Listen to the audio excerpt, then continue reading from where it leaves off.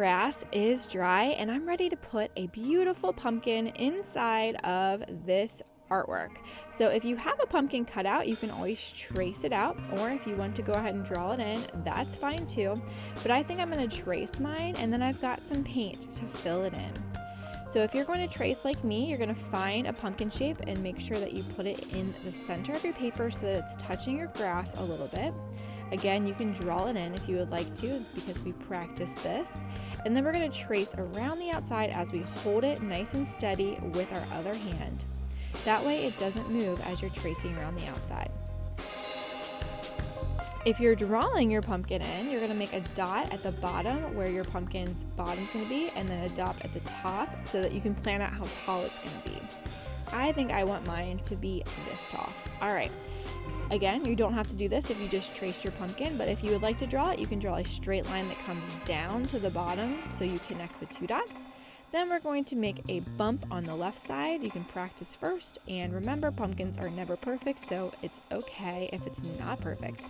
Now let's match it on the other side to make it symmetrical, just like that. Awesome.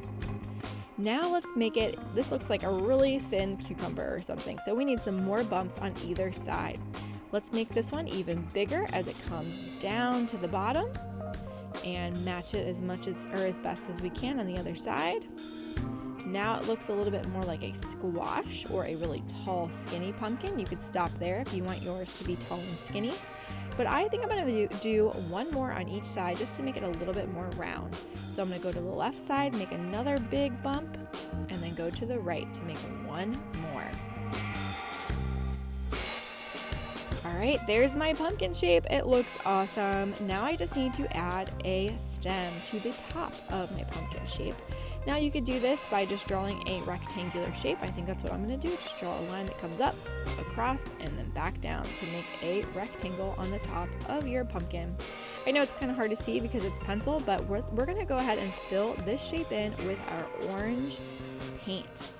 So we don't need that template anymore. We're going to put that away so it doesn't get all messed up. Let's open up and find some orange, grab our paintbrush, and just like when we were painting the grass, we don't want to have too much on our paintbrush at one time.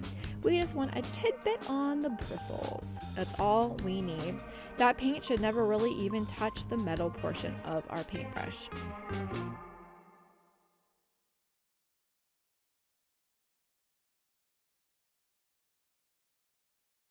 I'm going to go ahead in with my regular orange, and I'm going to you can start in the middle and kind of spread your paint out, but then as you get close to the edge, we need to make sure that we are going as carefully as we can.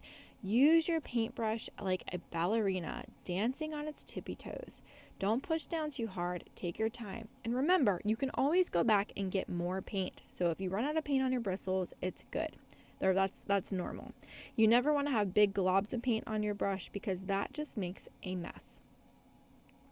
So as your ballerina is dancing on its tippy toes, you're pressing the toes into the edges of your pumpkin shape so that you can carefully go around the outside. Once you go around the entire outside of your pumpkin, you're ready to fill the rest in. I've got some awesome pumpkins to look at for inspiration here. If you have more than one paint or more than one shade of orange, feel free to blend those oranges together. You can even add a little bit of yellow to make it a yellowy orange, or a little bit of red to make it a reddish orange.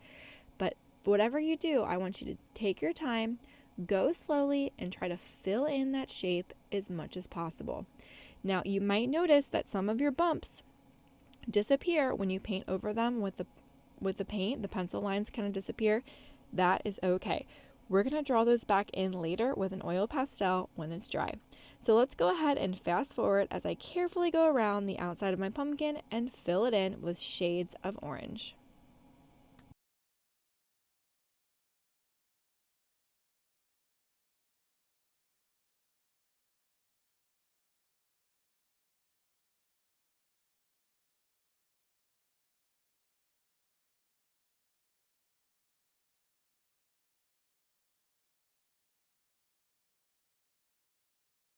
There we have it. I have my pumpkin shape finished. So I'm going to clean off my brush by rubbing it on the messy mat to get all that orange out of the bristles, or getting a water cup to paint the bottom of the water cup to get my paintbrush nice and clean.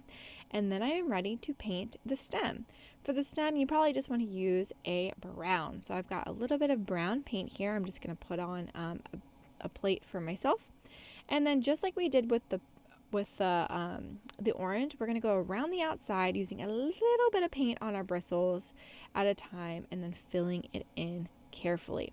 Now, if you make a mistake, one of my favorite things about paint is that it is okay. Let it dry, and then we can paint over it when it dries. And if you need to, you can just turn it into a happy accident.